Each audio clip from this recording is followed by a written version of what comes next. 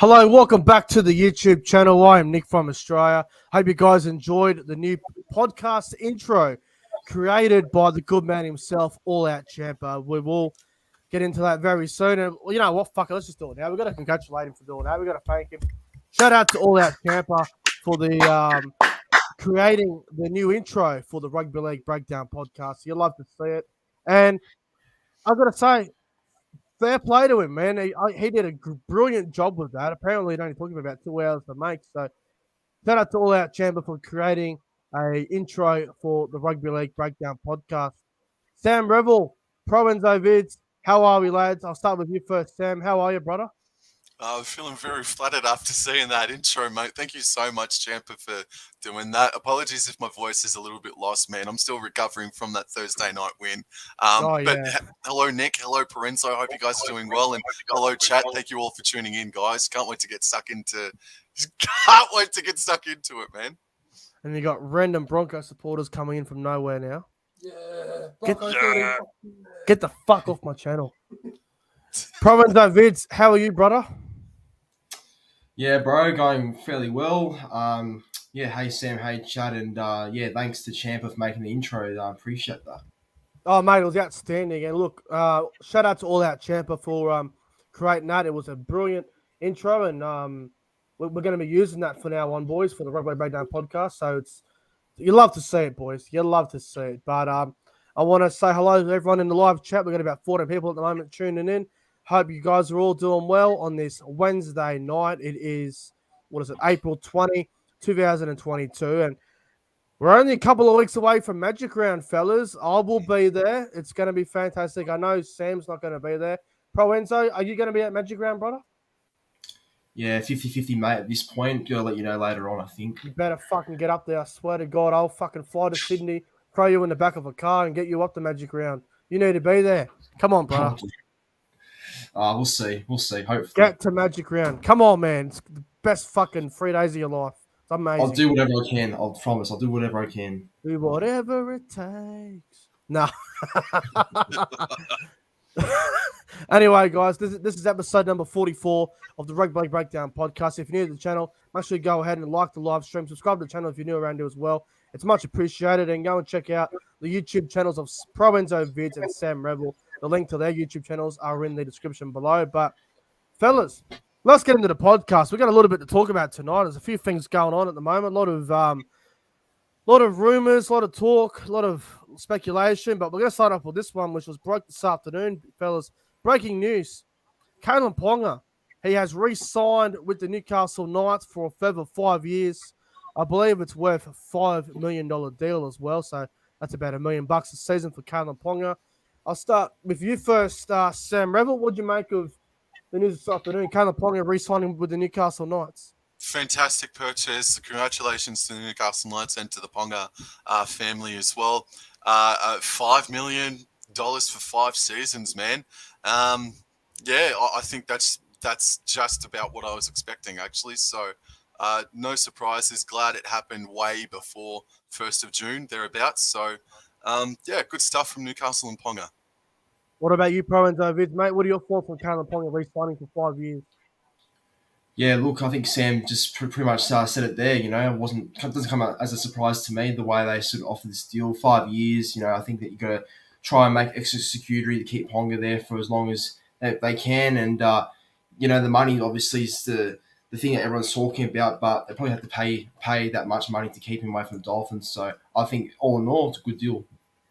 Good on Kalyn Ponga for setting up his future, and he obviously will be at the Knights now till the end of 2027. So he's there for a long time now. But boys, $5 million, $1 million a season for Kalyn Ponga. Gee, Newcastle paid overs for him, didn't they? Yeah, they sure did, mate.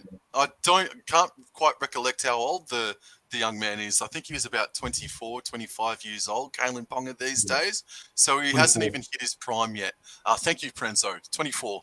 But he hasn't even hit his prime yet, Kalyn Ponga. So maybe I think it's a good deal, man, and it could reap massive benefits for the Hunter.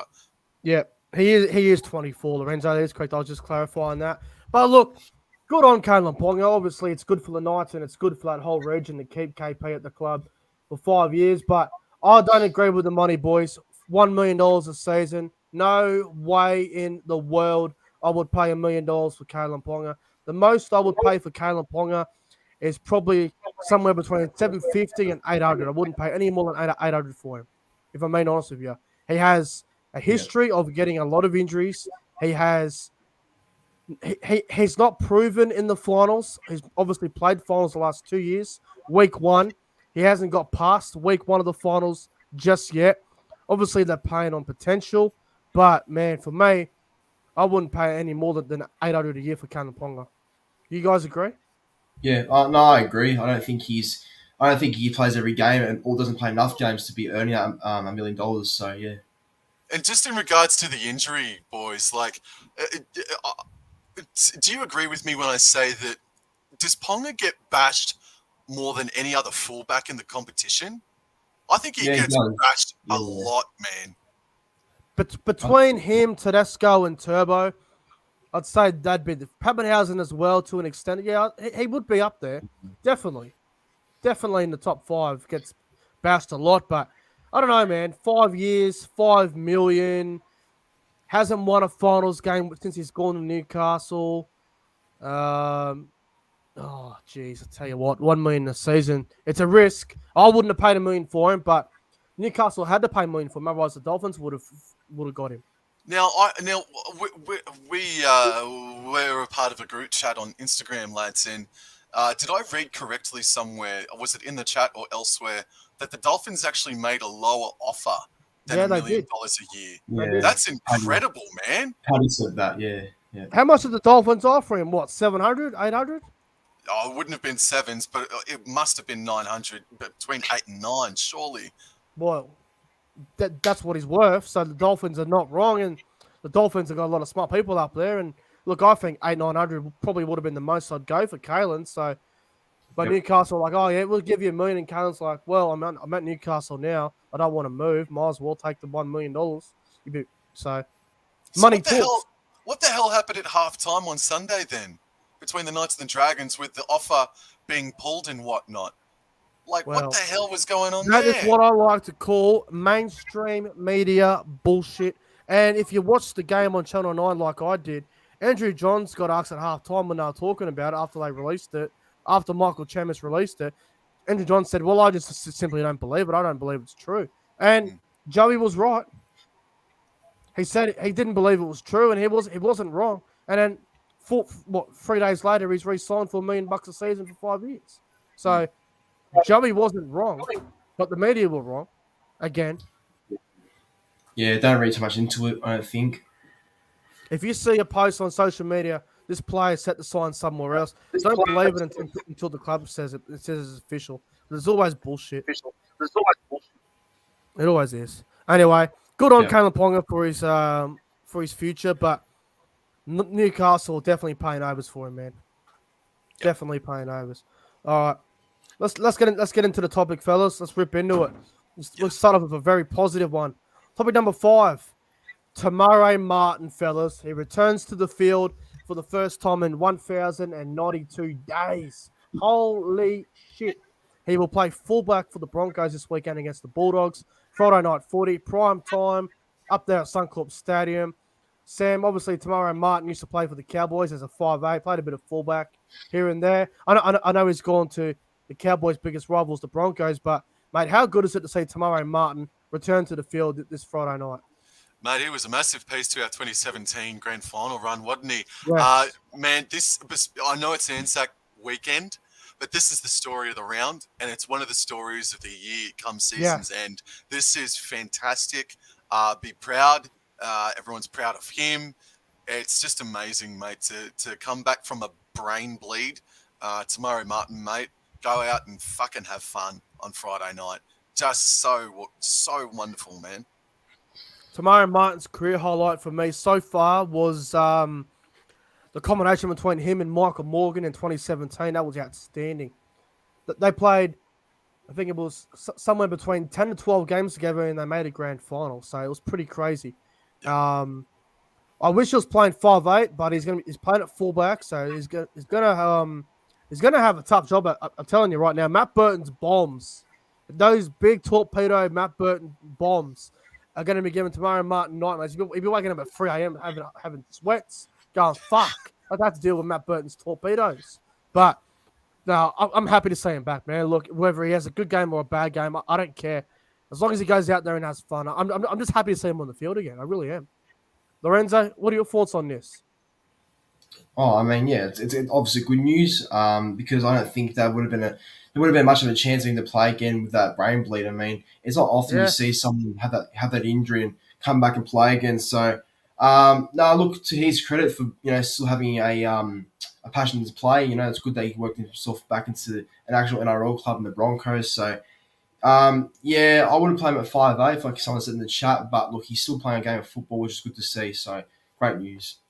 Well, if you want a little bit of an omen for the weekend, boys, tomorrow Martin for first try scorer is paying $14 on Sportsbet. So if anyone's got a spare $10 laying around, maybe chuck a tenner on tomorrow Martin to score the first try.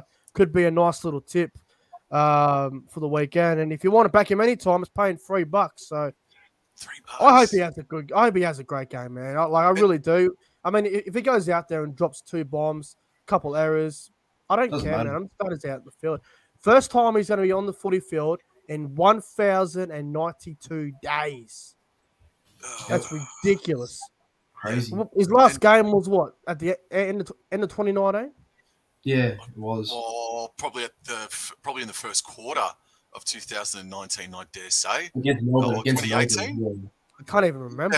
Yeah, I can't even remember. Apologies. But just to add on to Tamara Martin's story as well. So he had to retire at the age of 23 it was. Yeah. And he's been living in New Zealand and he's been doing bricklaying work. And he's been on the side, been playing rugby league and just after about a year or 18 months off. And then he started playing rugby league over in New Zealand, man. And then he got a $1,000 train and trial deal with the Brisbane Broncos as well, sort of thing. And he's just worked his backside off, man. And he's going to be buzzing, mate. Think about it. Like his debut for the Penrith Panthers, he won that game for him as a debutant, and he played a cracking game. Could he do the same thing for the Brisbane Broncos? Could he make his re-debut, as it was, and absolutely slay the Bulldogs this Friday night, man? I hope he does, man. It's such a good story, bro.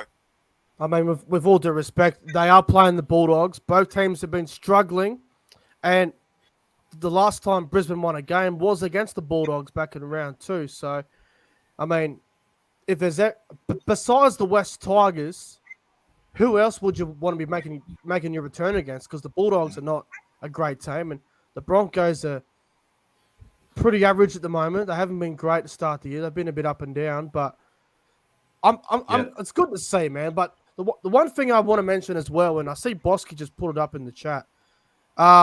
If Tamara Martin has a bad game, if he has a stinker, right, the media better not bash him for it, bro. Like, they better not. No, that won't happen at all. No, I think even Lorenzo just said it. Won't happen. They can't. Yeah, they can't do that. And I just want to say as well, when you bring out the fact that he could sort of relive his debut season, I think he could. He's only 26 years old, got another at least 8 years left in the game, so I can't see why he can't get back to that same form.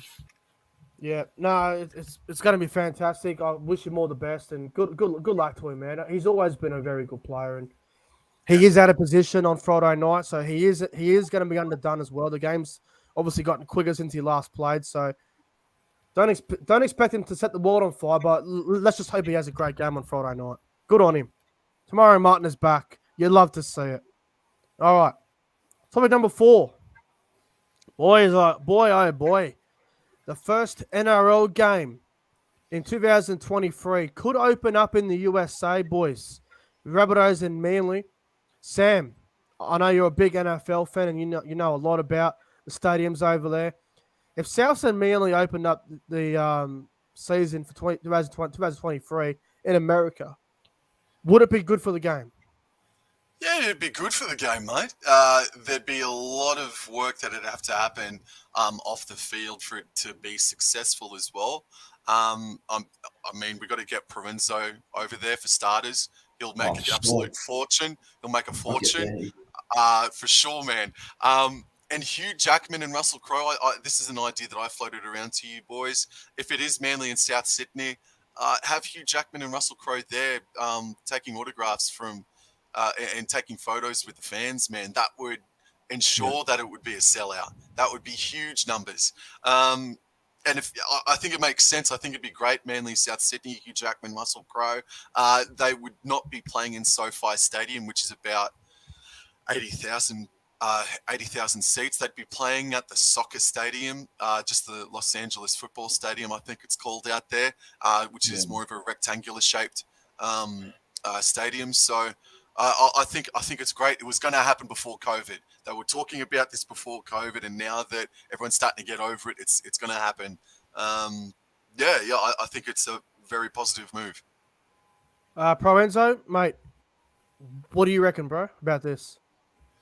Well, first of all, obviously as a Manly fan, I do love it. But I did speak on the Hold the Ball channel yesterday when I was on his live stream about the whole situation, and we sort of discussed what we thought about it. And I personally think it's good for the game because I guess you can take it to another sort of state or country, I should say, and I think it's just good for the exposure and. Yeah, no, look, I just think, in general, it'd be good to sort of kick off, like, if you want to kick off a game in the USA, then there's no better than having Sam Manly and Souths because Hugh Jackman's had a big part at Manly, Russell Crowe's had a big part at Souths, so there's no better really sort of kick off to have as them representing both clubs. So, yeah, you got nothing to lose when you play. I think you got nothing to lose and nothing to worry about when you play it there, to be honest. I mean, COVID, obviously, but other than that, I think, yeah, we're good to go. I think it's good for the game as well, but I don't want it to be the first game. I don't believe the season opener should take place in America. I've always been very sold on the season opener being in Sydney. I'd rather the first game of the new season be played in Sydney. That's what I like. I'm not a big fan of it going over to America to be the first game. Now, if I just had a regular game, say during the Saturday over there, I got no problem. But having a game over there for the very first game, not a big fan of that. But I think this will only grow the game. Obviously, Hugh Jackman and Russell Crowe, great advocates to promote it and try and get a crowd. I do know one guy who would be the first bloke there, and that's the if you follow his podcast, I think it's called the Rugby League and American podcast. He'd be the first bloke there because he does a lot of the USA rugby league stuff, and oh mate, it'd be awesome. It'd be awesome for the game, and I think I'm not sure what the crowd would be like. I don't know how many would get in. Maybe we get 20,000. I'll tell you what, 20,000 would be a pass mark for a I think crowd. that would be exceedingly. That would exceed expectations greatly, man. Like, what was it? It was New Zealand. New Zealand had a test match against England, was it? A couple of years ago at Mile High in Denver. And it looks like they only got about 900 inside Mile High. I think it'd be 20,000, mate, would be exceptional. So as far as what the buy, because Dolphins are in next year, there's going to be a buy for everyone, but you don't like the idea of having Manly and South Sydney kick off. If it's Saturday night in America in Los Angeles, it's a Sunday morning here in Australia. I might be wrong, need me corrected, but I'm freaking certain that it'd be Sunday morning kickoff here. So you have that one game, and then 1 week later, you have the other 7 matches take place. And I know you don't like that. Now, the other thing that you could do is that you have your regular season, you have your regular round kickoff, but then in round 2, because it's an odd number of teams in the competition next year, you have Manly, South Sydney, and let's say Cowboys have those 3 teams have their first bye of the 2023 season, because Manly and South Sydney are going to have 1 week off in the interest of fairness. Yeah. No, I agree with you, and you make a really good point. I think if they go through with it, I think Manly or South, one of them will definitely have a bye in round 2, and then the other one will probably have it in round 3. I'm guessing anyway.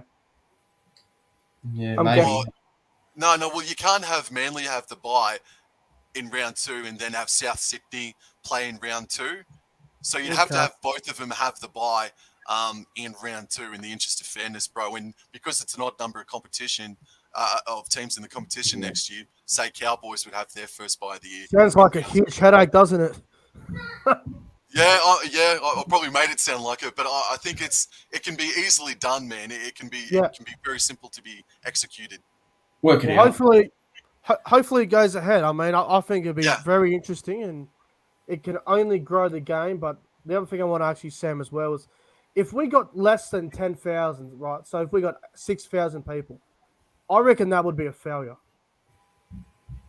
no, I mean we got 9,000 for New Zealand and England in Yep. Denver. If we got 6,000, 5,000 in Los Angeles between two, National Rugby League teams, not international sides, it's hard to say, man. Again, like that's what I'm saying. You got to really promote Hugh Jackman and Russell Crowe. Like those two men have got to be there to have the casual audience really clued into what's happening and have Entertainment Tonight sort of start reporting on it. So. Yeah. I think it can work, but it wouldn't want to be no less than 5,000 fans in attendance. Yep. Yeah. No doubt. Lorenzo, anything else you want to add to it? No, I just hope it works. That's all. Hopefully, we get to see the game being taken in the USA. Yeah. All right. Well said. Well, let's move on, boys. Let's move on to topic number 3. I love this. I absolutely love this, and I swear to God, I hope it happens. Topic number 3. Matty and Joey Johns could coach Samoa in the Rugby League World Cup. Sam, does this make Samoa more dangerous with the Johns brothers in charge? I'm sure that Samoa would be, they'd have a fire lit up under their ass. But Matty Johns and Andrew Johns have never coached first grade or international football before. So, there's a question mark there. But I mean, one of them's an immortal and the other one's arguably the best commentator in the National Rugby League, mate. So I think it's great, full stop. But we've never seen them coach before, and sort of like the same argument with Billy Slater, being the Queensland coach as well. We've never seen him coach before, so I like it. I even, to a degree, love it. But it'd be great if it happened. I think Matty Johns would be probably the main coach. Like he'd be the one talking a lot. I think Joey would be more of the assistant sort of role. That's what I reckon anyway. Like, for example, if the media want to ask questions or if Fox want to ask questions, and Matty Johns will probably do all that stuff. I'm guessing anyway, but who knows? Lorenzo, what do you reckon? No, I like it as well. I back it. I think this was discussed a couple of years ago as well. Having Yeah, it was. the Johns brothers, being the new coaches of Samoa. I think I don't know who the coach was before. I think it was Matt Parrish, wasn't it? He was I the can't other remember who coach. it was, to be honest. Yeah, I think it was, and I think Fanatics clarified it for me in the comments there. But yeah, I Yeah. think it'd be good. I think having those two together would be very good because they're going to get a good squad as well. I mean, Samoa have a lot of talent, so I think if them two working with that's going to, I think, be really good. Yeah, well, if you remember as well, boys, Matty and Joey Johns said they'll do it for nothing. They'll do it for Yeah, nothing. And yeah. look, I think it'd be great. And I know there's that part where it's like, oh, they don't have much experience. I don't even care if they have no experience. I want them. I want them there. They got to be there. We need these other smaller tier nations to be very good. Obviously, we've got Australia, who are the main team, the juggernaut. New Zealand and England, the two contenders, usually. They're the contenders. Tonga, who are now on the cusp, they've been very close. Samoa's building. Fiji's not far away as well from being up there. They're always competitive. Papua New Guinea, Cook Islands, and all these other sort of nations. We need Samoa to be with Tonga, or even better than Tonga. We need them to be just like New Zealand and England. They need to be right up there. And if Matty and Joey Johns are coaching them, fuck, look out, because I yeah. unbelievable. I, That'd be so I good. I would say that Tonga are sort of like an awoken giant, and have been for a few years now. I'd say Samoa are that sleeping giant in international rugby league. Man, they could do anything, and the appointment of the Johns brothers, would be enormous. But I mean, the bottom line, this Rugby League World Cup could be the best of all time at the end of the year, man. It's going to be Oh yeah. fantastic. Well, I even forgot to mention France. France are fucking building as well. Yeah.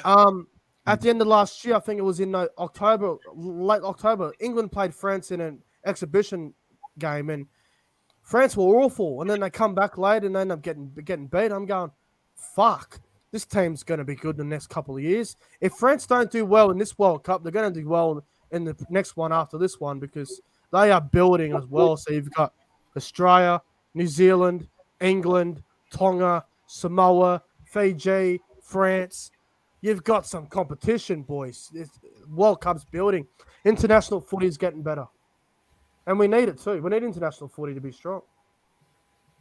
Because if you remember, boys, 10 years ago, playing for Australia, playing for Tonga and Samoa was better than playing for New South Wales and Queensland.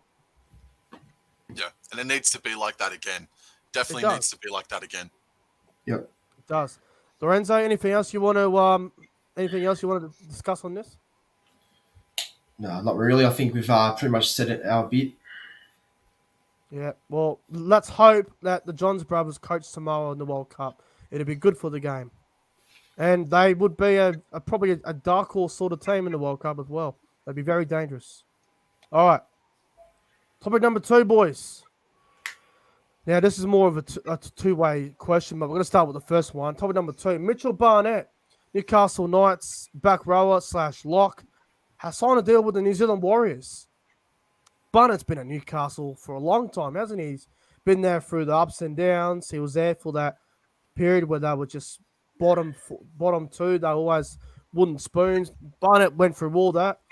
Now he's had one incident. He got sent off, suspended for 8 weeks or something, and now 6 weeks or whatever it was. And now he's going to be at the Warriors next year. Sam, what are your thoughts on Barnett signing with the Warriors? I didn't think that they needed another forward signing, to be honest with you, but it's still a great pickup from the New Zealand Warriors, and they're looking pretty strong for 2023, the Warriors, and I'd say that they're probably one really good backline signing away from being a really good shot at being a fair income top 8 team next year. Mitch Barnett, man, he's a very good player. He did have a brain explosion. He did also play with the Canberra Raiders coming through the grades as well, from memory. And he's had to really clean up his game because Barnett did have a lot of, for lack of a better word, I don't want to use it, but grub. He did have a lot of grub in him, and he has cleaned up his act. And he just had an old brain explosion the other week. So I think this is a great signing for the Warriors, man. Big loss for Newcastle. He's been there for a long time, and gee, it's gonna be weird watching him in a different jersey. You know, we talk about Adam Reynolds in a Broncos jersey. We talk about other players in different jerseys. Barnett's been in Newcastle for that long now. It's going to be really weird seeing him in a Warriors jersey for mine. ProEnzo, Vidz, what are your thoughts on Barnett signing with the Warriors? It's a big signing. I think Warriors definitely got a good one in Barnett. I think Barnett at Newcastle's been pretty good. I think people are judging the incident with Chris Smith a bit too much, saying that he's not a good player, saying he's a shit player and everything. I think that's where people get it wrong. But at the Warriors, I think we'll give a lot to that forward pack. You know, with Nia Corey already coming as well, that's going to make the pack a bit more stronger. And look, bro, I like the signing. I like it. I think it's a great pickup and big loss for Newcastle. Gee, it's a smart pickup for 2023 for the Warriors getting Barnett. Look, I never thought he'd leave Newcastle, boys. I never thought he'd be going to a different club. I always thought he'd be not a one club player, but it feels like he's been a one club player, doesn't it? Been at Newcastle for that long now. And is it just because he got the one incident? Is that why he's been let go? Because there's if I'm coaching Newcastle and I'm looking at that full pack, there's no way I'm letting go of someone like Barnett, who's been there through the shit and the good. I would not have, no way I would have let Barnett go. Sam, do you reckon he's been let go because of that incident with Chris Smith? No, I don't think so, man. I think he might have been thinking about this for a little while. I was just thinking then, like, ever since Adam O'Brien has come in as coach, has Mitch Barnett sort of been, I don't know, been sort of moved around a little bit too much for Barnett's liking? Like, I recall that before Adam O'Brien came in, that he was a consistent starting back rower. And since Yeah, Adam left edge O'Brien's come in, he has been starting from the bench. He's been playing at at lock. lock. He's been playing all over the shop, Mitch Barnett. So maybe he was getting frustrated and things aren't working out anymore with Newcastle.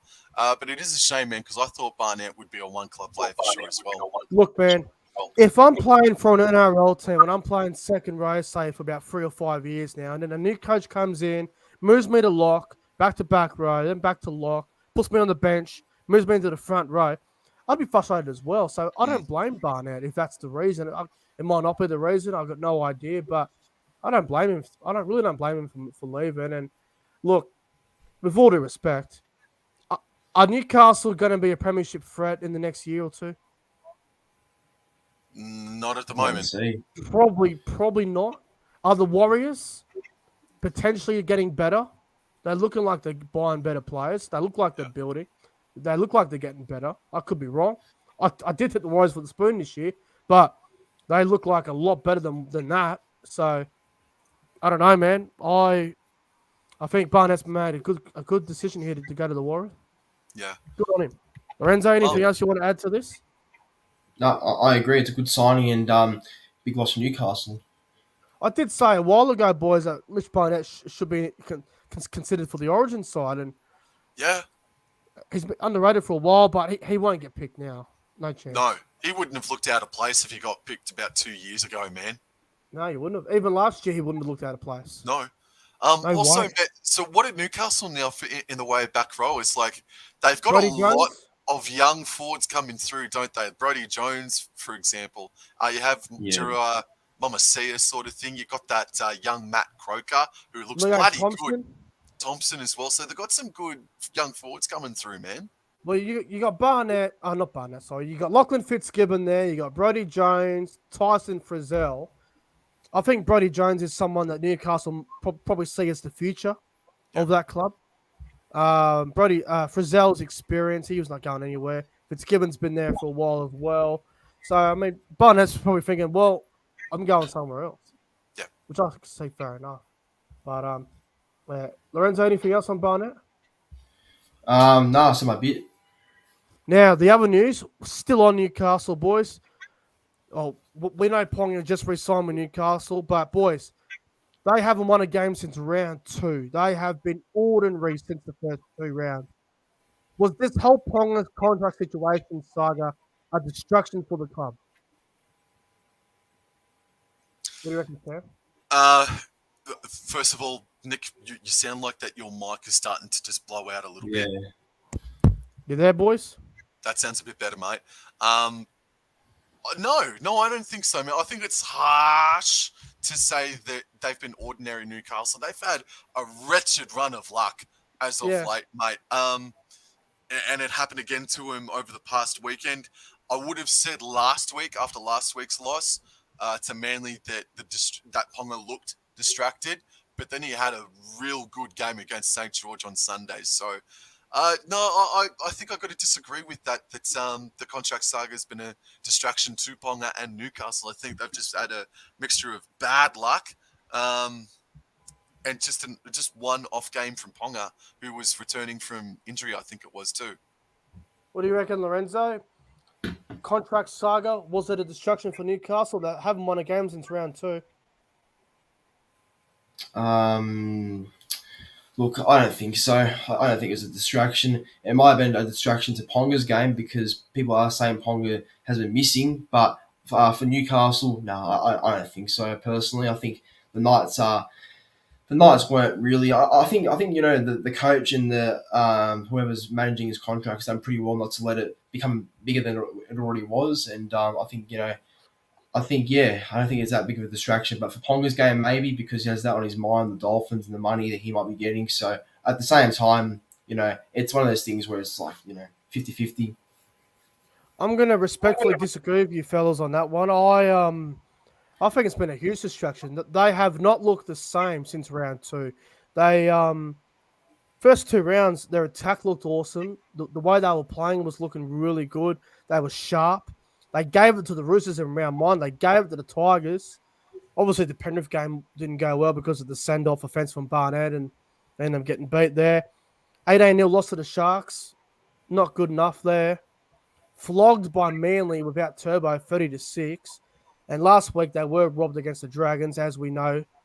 I don't know, man. I reckon it has been a distraction. Every time, if you go on Google and top of NRL news the last 3 weeks, all you hear is Kalen Ponga. It's definitely up there with the news. Yeah, So but I I think it has been a distraction. I think it's been a huge distraction. And I'll tell you what, the game against Parramatta this weekend is a very important game for the Knights.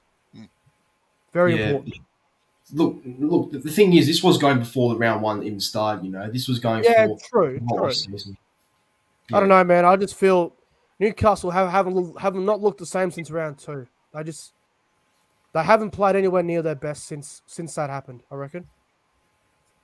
And look, the other thing I'll say as well is, with all due respect, if you're going to play at home on a Thursday night in shit conditions in the wet, get flogged 30-6 without Tom Trbojevic, there's definitely something wrong with you. There's fuck.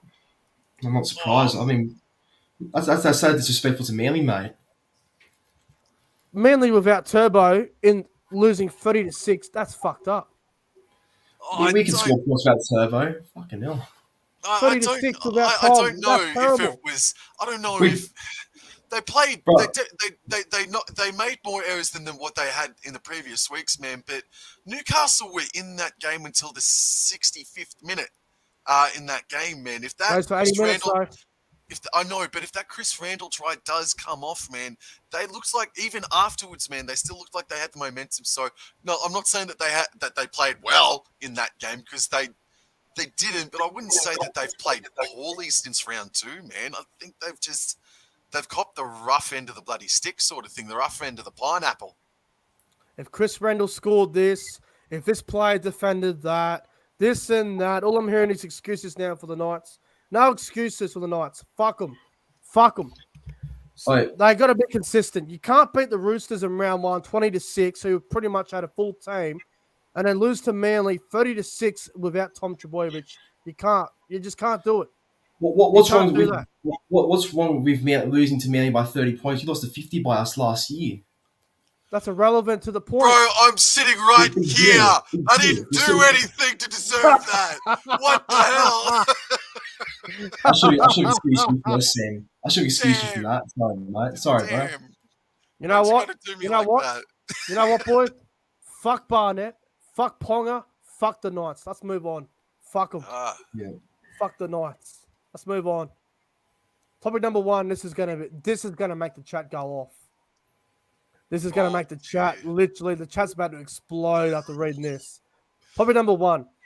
Does the NRL need a new Anzac Day fixture instead of the nighttime game, which is the Storm and the Warriors? The reason why I say this, boys, is because every time Melbourne and Warriors play Anzac Day at nighttime, it's overshadowed by the fucking AFL, because 2 hours before that game even happens, you got Essendon versus Collingwood, which gets about 100,000 people. No one wants to go to watch Melbourne versus Warriors. Do we need to fucking get new? Do we need a new fixture for this? Sam Revill, what do you reckon? No. For me, mate, I would keep the Storm and Warriors clash. Warriors don't have something annual or traditional to look forward to, except this game every year. The game finishes at the MCG, and people can walk half an hour to Amy Park, which is literally across the road. It's always a sellout, though, Amy Park, bro. It's always a sellout for this Anzac Day clash. It's always 40-6 as well. It's always a bloodbath. It's never close. But that's not the fans' fault, though. But it's always a sellout. No one likes it. Sure, but maybe the Warriors need to be better. They need to be better. I mean, no, the Warriors and Storm clash should remain. However, I would like to see an additional match. You got Dragons, Roosters, Storm and Warriors on Anzac Day, but I'd like to see them do a Anzac Day Eve game between a Queensland side And Canberra, Cowboys in Canberra, Anzac Day Eve. I've been calling for it for the past couple of years. I'd love for that to be an Anzac Day Eve game, but it's got to involve Queensland. Okay. ProEnzo, what do you reckon, bro? Do we need a new Anzac Day fixture at night time instead of Storm vs Warriors? Yeah, I think I agree. Because it's the same result every year. If it's the same result every year, then it gets boring, doesn't it? So I would change that fixture of Storm Warriors and I think like sort of Sam said, I would like to see as well at the same time a Cowboys Raiders maybe, because that's sort of both them have history with the soldiers and stuff like that. I think as well that's sort of those clubs hold a bit of history apparently, so that wouldn't be too bad. Or like a Warriors Canberra maybe wouldn't be bad either, just because it could be something different compared to having Melbourne there. So I would change it. Yeah. I'll tell you what. Fuck the Storm and Warriors Anzac Day fixture. It's fucking dreadful. It's always overshadowed by the fucking AFL, the Essendon Collingwood game, which usually gets somewhere between 80 to 90,000.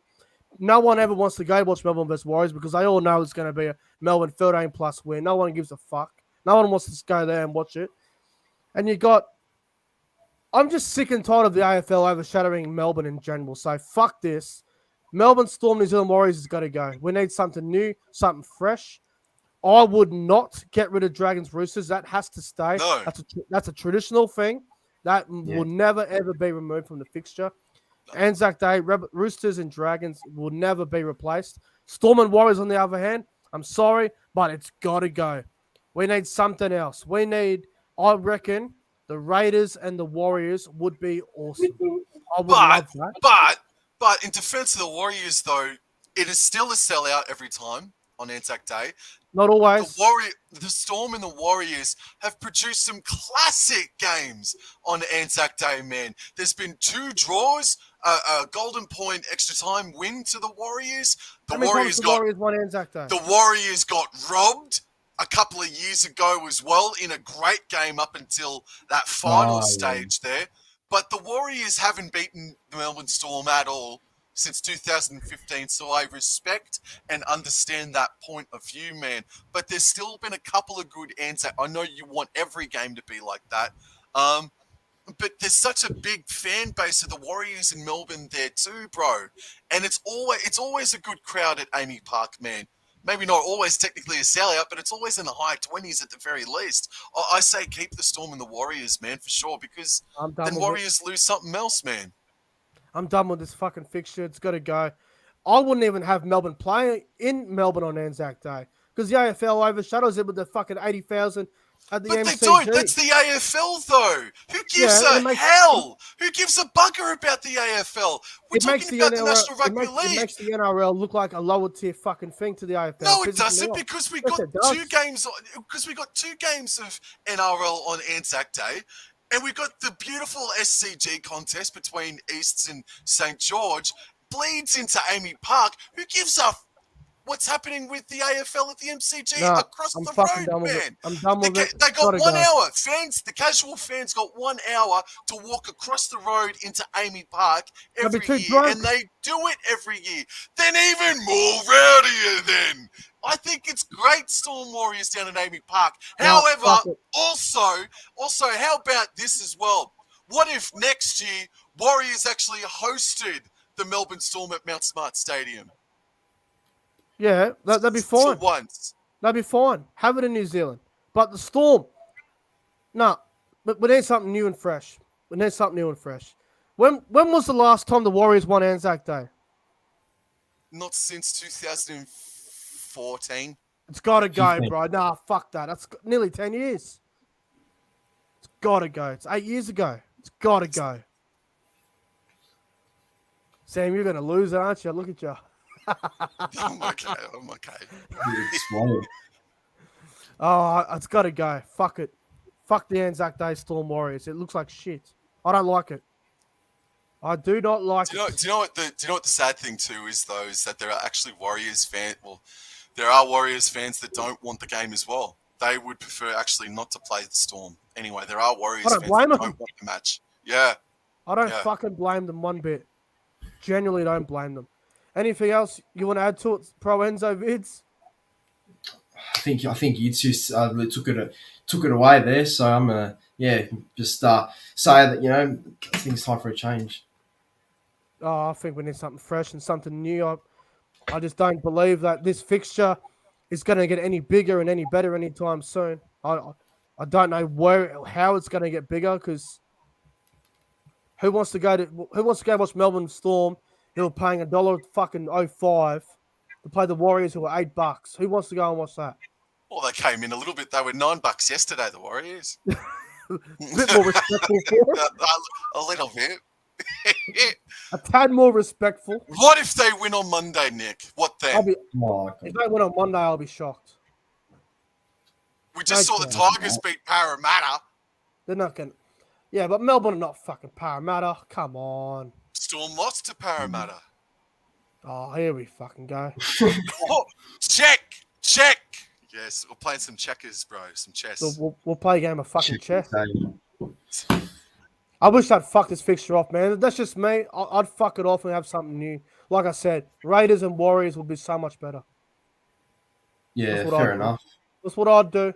But I'm not the fucking NRL CEO over here. I wish I was. I'd fuck this fixture off if I was in charge. I fucking promise you. All right. Let's get into the round of footy.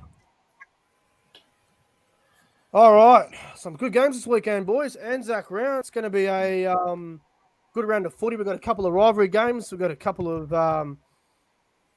tough games to pick as well. So let's get into it. Round 7, guys. NRL Round 7 Tips 2022. Anzac round. It all kicks off tomorrow night. Exactly 24 hours from now, guys. It's at 7:50 right now. So exactly 24 hours from now, tomorrow night, 7:50 p.m. down there at Shark Park. It's the Battle of the Beaches. It's the rivalry game. The Sharks and the Seagulls from Shark Park. Sam REVILL, who wins this game? Give us a margin and an anytime try scorer. I'm sorry, Lorenzo, mate, but I'm going to tip the Cronulla Sharks to win. I think they've got Nikora and Katoa coming back in, and I'll go Katoa to score an anytime try. 1-12, man. Cronulla Sharks. What's that going to pay? $1.50? So only Katoa to score? He always scores, doesn't he? Joke. Good value for him, though. He's always good. He's always good to back for a try. I backed him for the top try scorer this year, by the way. So hopefully he gets it. Yep. Hopefully. ProEnzo Vidz, who wins this one, mate? Need I ask? Give us a margin and a try scorer. Well, I mean, I was actually close to tipping Cronulla. I was like, because who we're missing the forward pack, it's definitely going to take away a bit of depth in our forwards. But I still think we'll get the job done. Like that man himself, Rugby the history sort of elaborate. I can't say the word properly, but he said that there's a good history. Manly have the wood over the Sharks, so I think that's going to continue. Hoodoos do live on, so I think this one does. And I just want to say as well, I think Sipley per second need to step up for this game because obviously it's a power, Aloye and all that, so they need to set the platform, I think. So I'll be by for anytime try scorer, Ruben Garrick.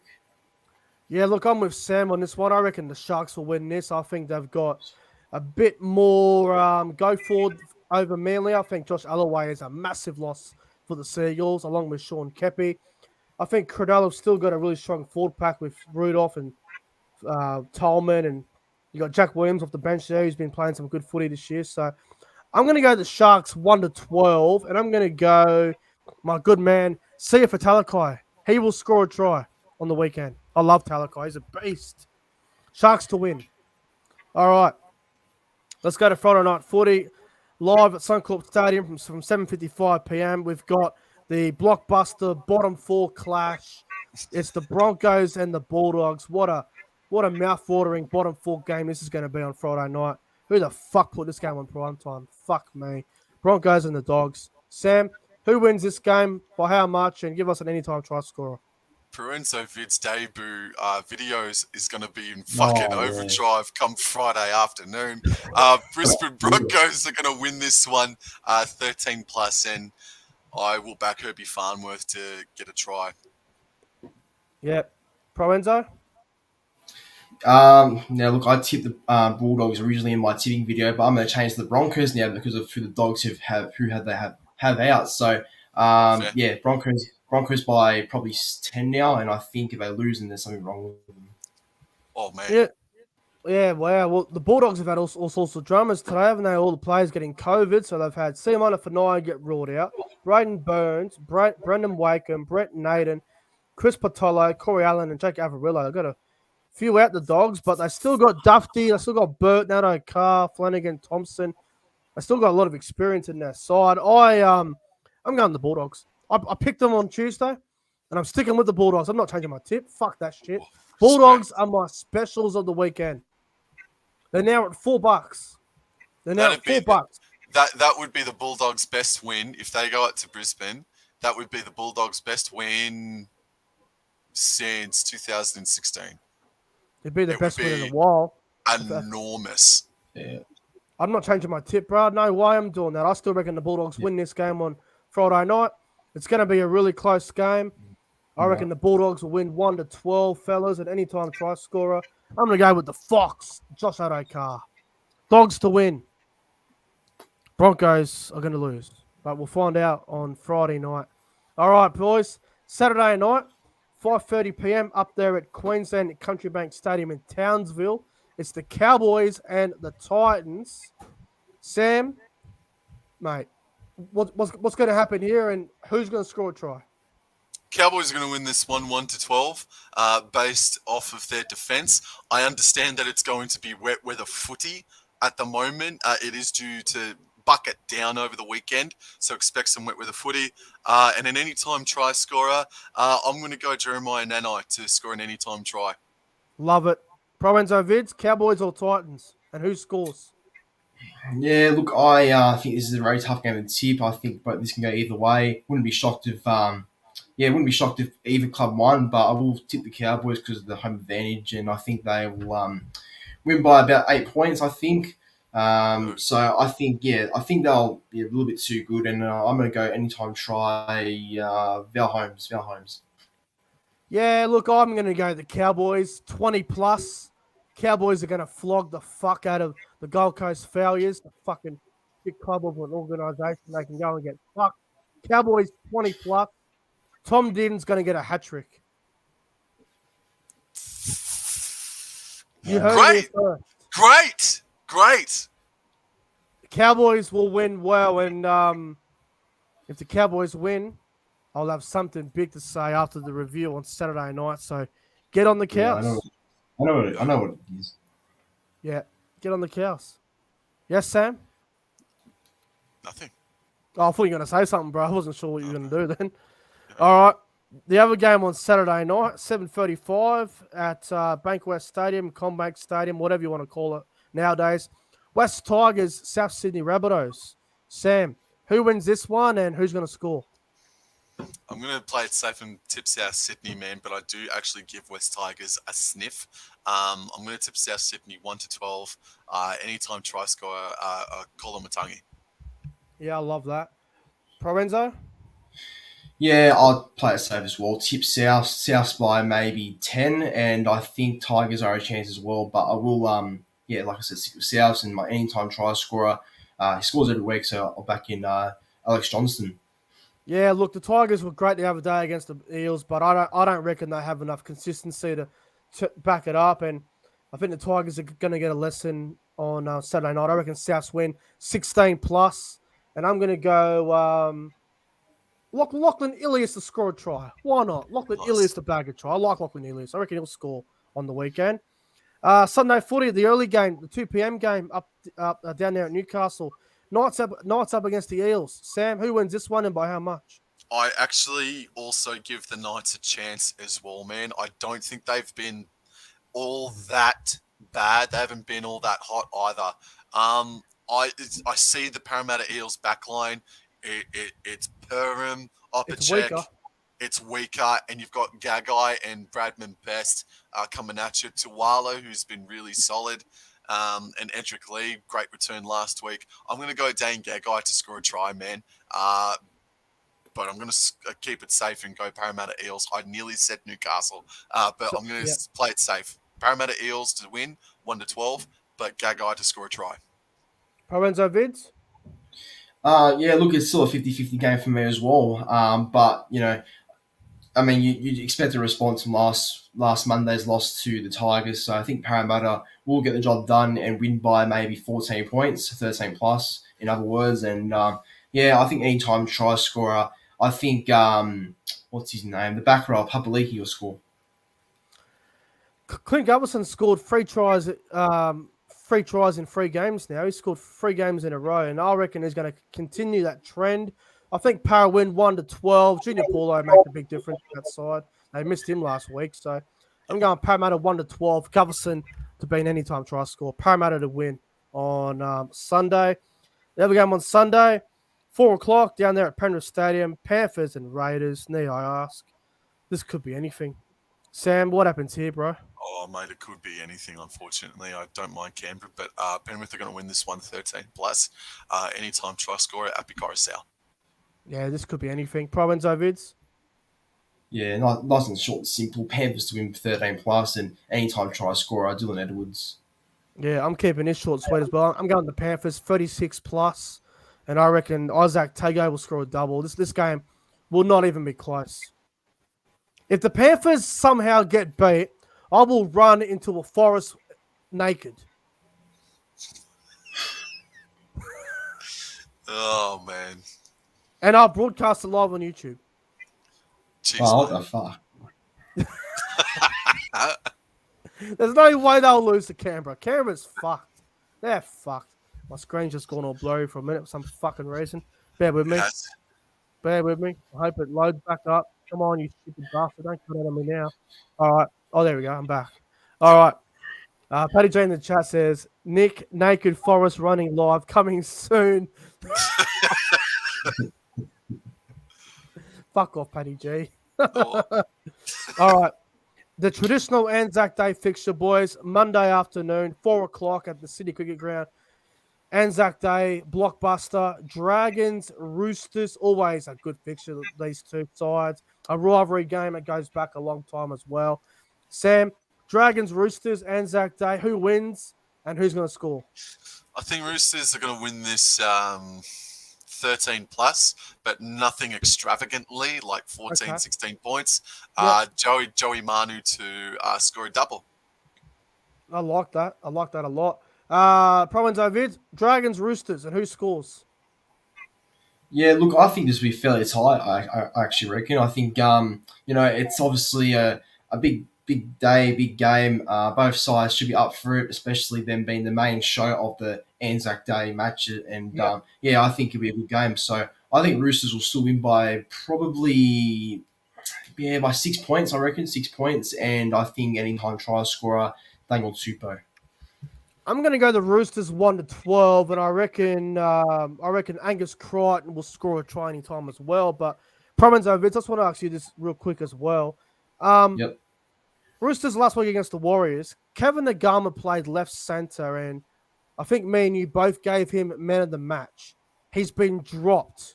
Sawali's on the wing, and Momorowski's back in the centres. Are you disappointed that Nagama's been dropped? I thought he was incredible against the Warriors last week. Yeah, bro. I think I am pretty disappointed with that, especially if you gave that much of a rating because of the man of the match performance. I think, that is pretty disappointing. I would have kept him in the team. And look, Sawali, it was good to see Sawali return, but I would have had Nagama over Sawali easy after last Yeah, week. so would I. You don't want to rush Sawali in the first grade. I mean, Nagama was outstanding last week, so why has he been dropped? Good Sawali? I don't understand it. Sam, mate, what do you reckon about that, Nagama? He was great last week. Oh, I appreciate you asking, mate, but I actually didn't watch the second half of that game last week. I know he got a good pass off to somebody there in the first half. But no, Momorowski was there at the start of the year in Nagama, was sort of bought as a backup anyway, mate, so I'm okay with it. I'm not okay with it at all. Nagama's too good for New South Wales Cup. I'm just saying he should be in the side. I don't know about Sawali. Sawali is not really proven himself yet to be a NRL quality first grader. Not yet, anyway. But anyway, we'll move on. We all agree the Roosters will win. I reckon it'll be close, though. 1-12. Crichton a score. The final game, Anzac Day at night time. Melbourne Storm, New Zealand Warriors. Amy Park in Melbourne. bit like Penrith versus Canberra. Need I ask, Sam, what happens here? Yeah, admittedly, though, Melbourne Storm are going to win 13 plus, and I'll go Jerome Hughes to score a try anytime. Yeah, fair enough. ProEnzo Vidz? Yeah, Melbourne by probably 13 plus as well. Should be an easy win. And my anytime try scorer will be Pappenhausen. Yeah, look, I think Melbourne Storm win this game probably 20 plus. And I'm going to go one of my most hated players to score a try, and that is Felice Grub-Kafusi. That cock-juggling, sideshow bob-looking cunt's going to score a try. I can't stand the prick. I hope he gets elbowed in the fucking nose or something. But I reckon he'll score this weekend. All right. Felice Kafusi, that upside-down toilet-looking cunt. He'll score this weekend. You watch. Sam, I know you want to laugh. Come on, man. Jesus. He's a fucking grub. All right, boys. That's around the footy done, and that pretty much wraps up the podcast. Sam, ProEnzo, Vidz, mate, it's been a good show. I really appreciate you guys, obviously, as usual, coming on the podcast, and I think it's been a good show. Yep. Thank you, Sam. Thanks, chat, and it was a good show for sure. Thank you, Nick. Sam Thank you, ProEnzo. Thank you, chat. It's been a good one, mate. Thank you. And thank you very much, and thank you to everyone in the live chat that's watched the podcast. Before we go, I'm going to show you guys once again the brand new intro to the podcast in case you guys missed it. Ladies and gentlemen, hope you all have a fantastic night. This is the new intro for the Rugby League Breakdown podcast. Have a good night.